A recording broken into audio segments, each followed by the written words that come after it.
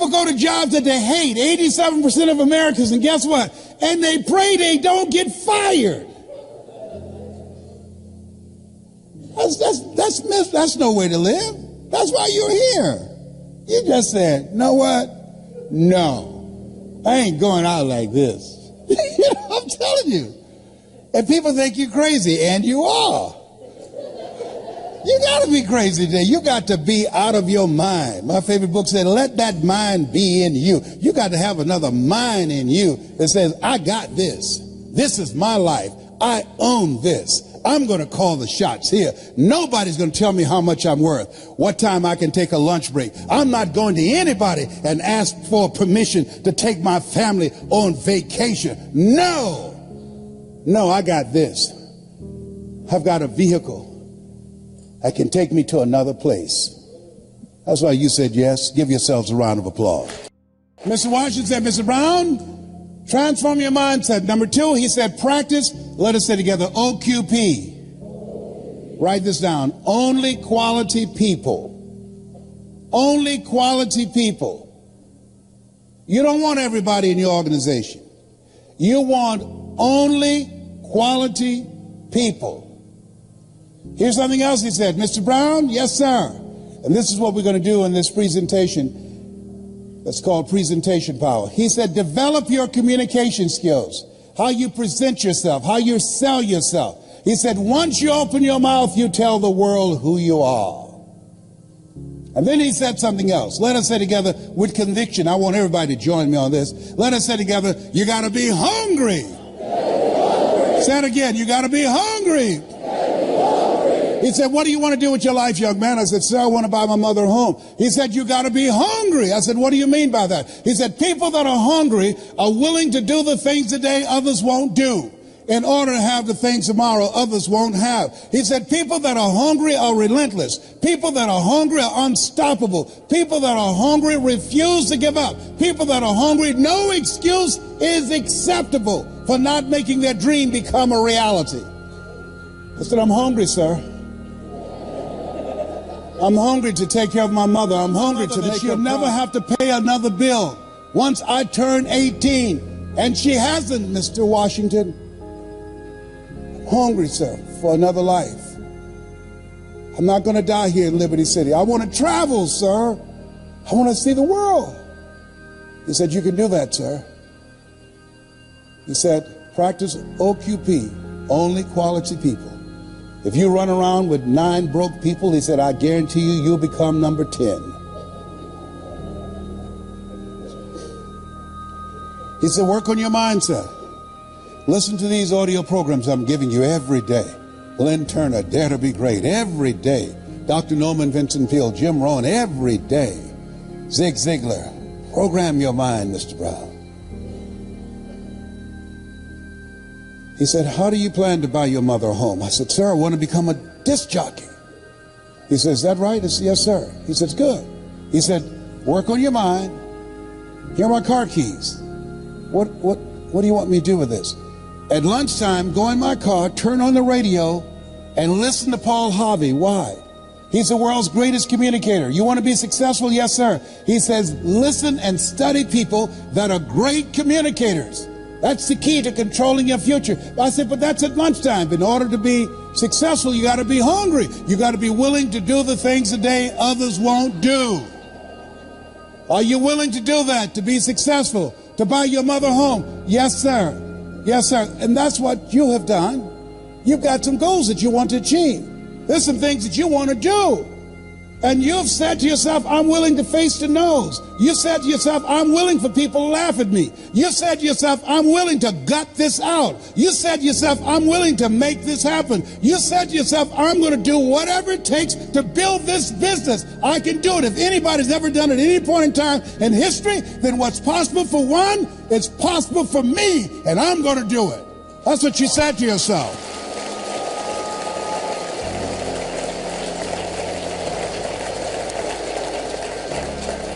He said, listen to Paul Harvey every day. So you want to be a disc jockey? Yes, sir. He said, I want you to create your format. What will your personality be? What style are you going to have? I said, wait a minute, sir. I want to be a disc jockey, but I don't have a job yet. And then he said something. He said, it's better to be prepared for an opportunity and not have one than to have an opportunity and not be prepared. He said, you got to expect to become successful. Let us say together, I expect to win. I expect to increase my recruitment. I expect to be a great presenter. I expect to become a millionaire. It's my time. It's possible. It's necessary. It's me. It's hard. It's worth it. Nietzsche said, if you know the why for living, you can endure almost anyhow. Your homework assignment is write down 5 reasons that will make it worth it for you. So when the tough times come, and they're going to come, when you feel like you can't see the light at the end of the tunnel, and that's a part of the process, your reasons will be your rod and staff to comfort you, to take you through the storms of life. He told me, you want to be a disc jockey? Practice on your communication skills. Visualize yourself talking to thousands of people, Mr. Brown. See yourself on stage presenting. Be willing to invest in yourself.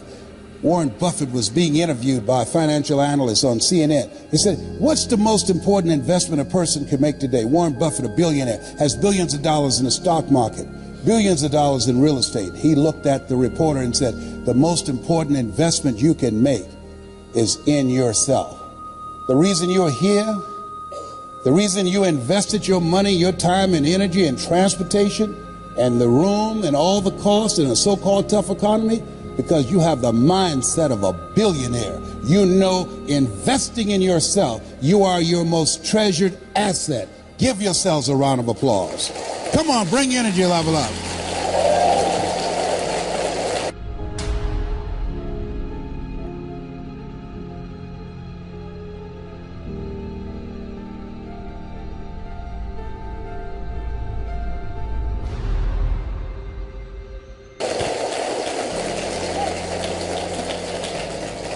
So he said, Mr. Brown, I've done all that I can do for you. You've got to go out and face the music. You go with the things I've taught you and make it happen. I went to WMBM radio station on Miami Beach. Milton Butterball Smith was the program director. Hello, Mr. Butterball. My name is Les Brown, sir. I'd like to be a disc jockey. He said, young man, you have any journalism in your background? No, sir, I don't. You have any experience in broadcasting? No, sir, I don't, but I practice every day. Let me audition for you. Let me show you how good I am. He says, no, we don't have any job for you. How many have been rejected? Raise your hands, please. I was devastated with rejection. I went back, Mr. Washington. I said, Mr. Washington. They said, no. He said, don't take it personally. Most people are so negative, they have to say no 7 times before they say yes. He said, you got to be hungry. Go back again. I said, yes, sir. I went back again. Hello, Mr. Butterball. How are you, sir? My name is Les Brown, sir. I'd like to be a disc jockey. He said, I know what your name is. Weren't you here yesterday? Yes, sir. Didn't I tell you no yesterday? Yes, sir. He said, then why are you back today? I said, well, sir, I didn't know whether or not somebody was laid off or somebody was fired, sir. Don't want to laid off or fired. Now get on out of here. I came back the next day, talking loud, looking happy, like I was singing for the first time. I said, hello, Mr. Butterball. How are you? My name is Les Brown, sir. I'd like to be a disc jockey. He said, I know what your name is. Weren't you here the last 2 days? I said, yes, sir. Didn't I tell you no the last 2 days? I said, yes, sir. He said, then why are you back today? I said, sir, I didn't know whether or not someone got sick or someone died, sir. He said, no one got sick or died. No one was laid off or fired. Now don't you come back here again. I came back the next day, talking loud, looking happy, like I was singing for the first time. I said, hello, Mr. Butterball. How are you? He looked at me with rage. He said, go get me some coffee. I said, yes, sir.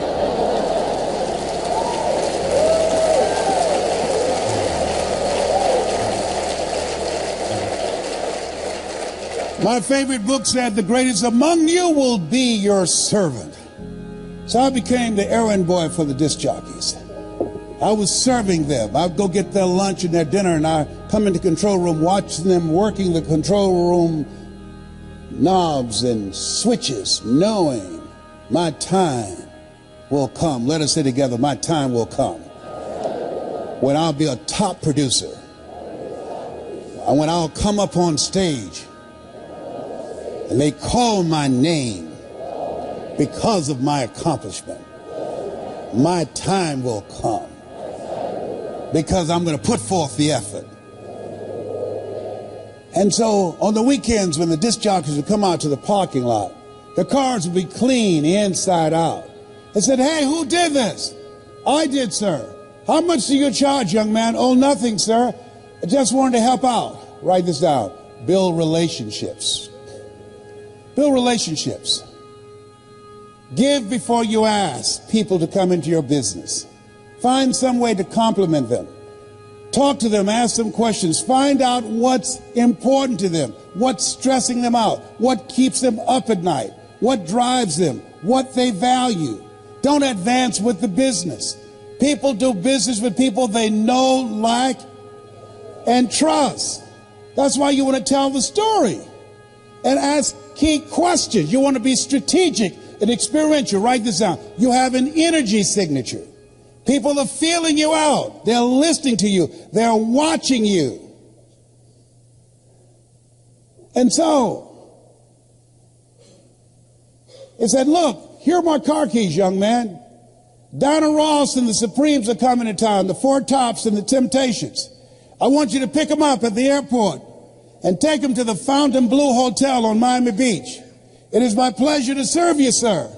I would drive these entertainers all over Miami Beach in the disc jockeys' big long Cadillacs. I didn't have any driver's license, but I'll drive it like I had some.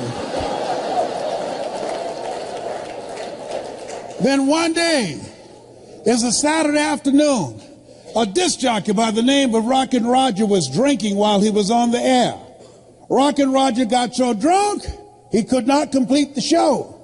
He began to slur his words. He's about to fall off the chair. It's a Saturday afternoon, and I was the only one there, looking at him through the control room window, walking back and forth, young, ready, and hungry. I was saying, drink, rock, drink. Drink, rock. I'd have gone and get him some more if he'd asked me to. Then pretty soon the phone rang. It was a general manager. I said, hello? He said, young boy, this is Mr. Clyde. I said, I know. He said, Rock can't finish the program. I said, I know. He said, will you call one of the other DJs in? I said, yes, sir. I hung the phone up and said, now he must think I'm crazy. I called my mama and my girlfriend, Cassandra. I said, y'all come out on the front porch, turn up the radio. I'm about to come on the air.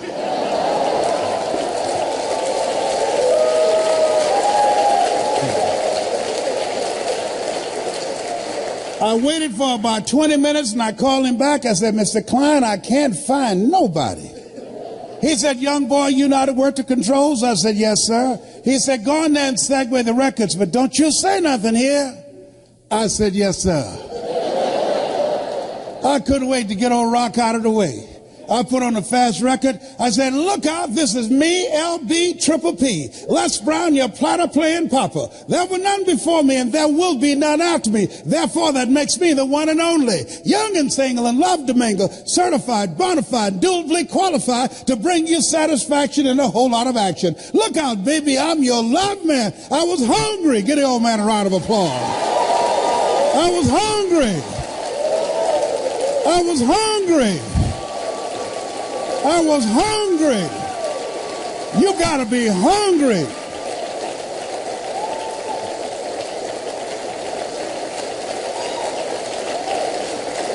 Shake someone's hand on your right and left and say, you gotta be hungry. Do that right now. Shake somebody else's hand. Say, you gotta be hungry.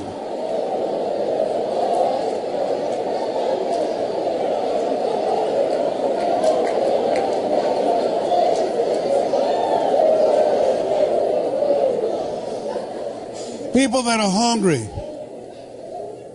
believe if you do what is easy, your life will be hard. But if you do what is hard, your life will be easy. People that are hungry believe what Zig said when he said, if you give enough people what they want, they will give you what you want. People that are hungry believe always strive to get on top in life because it's the bottom that's overcrowded. People that are hungry are uncommon people. They say yes to their dreams. They say yes to an opportunity where they can develop their entrepreneurial skills, where they can develop their mind and their leadership skills, where they can become versatile and flexible and create and build a business they can be proud of. People that are hungry have a vision of themselves when they leave here, leaving a legacy and not liabilities. People that are hungry understand that most people die at age 25 and don't get buried till they're 65 because they're not willing to take a chance on themselves. People that are hungry are a rare breed. They're risk takers. I don't know what you want to do. Seemed like yesterday when I was the new kid on the block. Now at 68, I'm the old timer. I used to think people in their 40s were old. Now that I'm 68, I feel like I served at the Lord's Supper. And I know I look young for 68 because I used mascara to cover my gray hair. I was over there asking Maria. I said, Marita, can you have me this mascara? She said, oh, you look just fine. My kids say, Daddy, you look distinguished with your gray hair. I said, 68, I'm not trying to look distinguished. I'm trying to look young. I got to tell you this story. Don't tell anybody, please. I gave this speech at the Georgia Dome. And after I finished, it's called It's Not Over Till I Win. And after I finished, somebody came backstage and said, Mr. Brown, I know you're tired, and our speaker canceled. Do you have enough energy to do another program? I said, no, I'm tired. He said, we can pay your full fee of $25,000. I said, the Lord is able.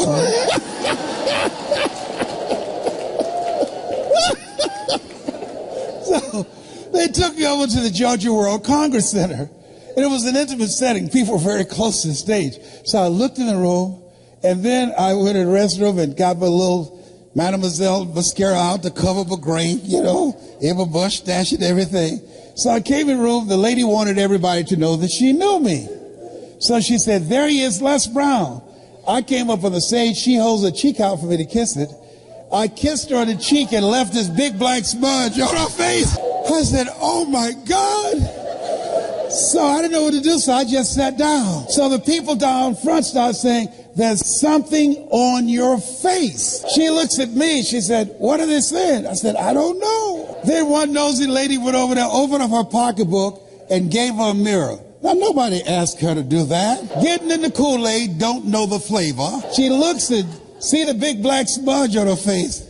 She said, how did this get here? I said, I don't know. You think maybe some of this rubs off? Well, the reason I'm telling you this, don't worry if I kiss you today, because Marie said, you don't need it. You'll be just fine. You look distinguished. Whatever.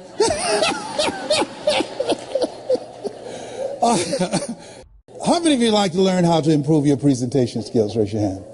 We're going to do a webinar that will walk you through a process and teach you how to tell your story so you can speak in your community on a volunteer basis and be able to make a difference. How many of you like to make a difference with your story? Raise your hands. Very good. We will show you how to do this. I've been doing this now for 40 years. I love and admire Eric Worrier for who he is, me as a friend, but the passion that he has in giving you the tools that you need, not just the mindset, but the skill set of what it takes to build a strong multi-level marketing business. I can tell you, based upon my experience, and he's not paying me to be here. He's got a blue light special going on up in here. This is my friend that I love him. There are few people who can call me, and I'll get on a flight and only had 4 hours of sleep to come in to speak. I was very subdued and conservative today, but I love and admire him. I'd like to leave this with you. After leaving Zig's memorial yesterday, who was a great man, who contributed so much to so many people. I said, God, let me touch and change millions of people's lives like Zig has done. Let me make my mark like he made an incredible mark. Let me touch hearts and minds like he touched me when I first saw him. And I drove many miles, 400 and 500 miles, to see him and Jim Rohn and Dr. Norman Vincent Peale and Charlie Tremendous Jones. Let me be an instrument to give people hope, to inspire them to expand their skill set, to encourage them to create collaborative, achievement-driven, supportive relationships. God, let me live a life that counts, that means something to people.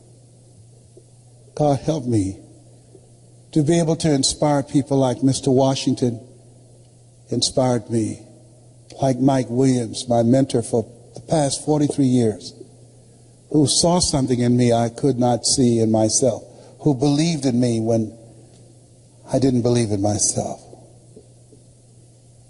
Please let me live a life that matters. I want to leave this with you. At this stage of my life, my goal is to train 100,000 speakers who will have one message: hope, skill set, and collaborative relationships that will change how people think, how they feel, and how they act. 100,000 people outside of religion and outside of politics, both of which I believe polarize and divide people. 100,000 ordinary people who want to live an extraordinary life. God, give me the stamina and the vision to use my gift that you have given me to work with people who are hungry to make their lives count. I want to leave this with you that my mother used to love to say to me when she was in pain. Leslie, yes ma'am. Come in here. Yes ma'am, mama. What is it, baby? Say that thing for me, boy. That makes me feel good. Yes ma'am, mama. My mother's dream was to raise 7 children she didn't have, to make sure we had a roof over our head and food on the table. And she never failed. We never went to sleep hungry. She's a hard worker and she had faith. I remember the first home I bought her in, this home she saw. I said, Mama, how you like this? She said, if I lived in something like that, I would feel like Mrs. Rockefeller. She didn't know I had planned to get that home for her. I purchased the home and I said, Mama, I think I know the people who live there. You do? I said, yes, ma'am. I said, I'm going to stop in and say hello. And I drove there and I opened the door. And she got out, and Mama at that time, around 76, she held my arm and we were walking toward the house. She looked at how beautiful this house was. She said, Leslie, you sure you know these people? Yes, ma'am, Mama, I do. And we got to the door.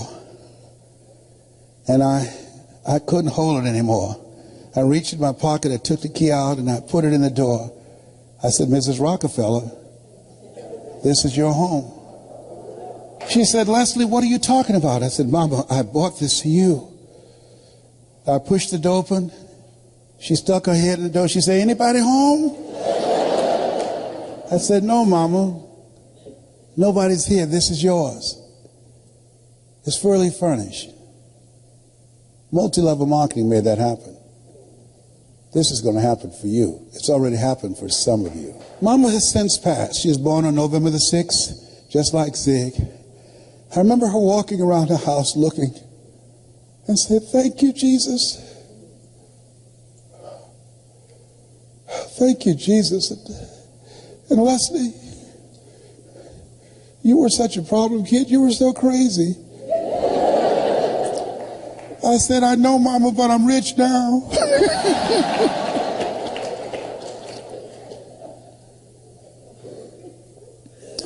I dedicate this to the dream in you. Say that thing for me, boy. Yes, ma'am. If you want a thing bad enough to go out and fight for it, to work day and night for it, to give up your time, your peace, and your sleep for it, if all that you dream and scheme is about it, and life seems useless and worthless without it, and if you gladly sweat for it and fret for it and plan for it and lose all your terror of the opposition for it, and if you simply go after that thing that you want with all of your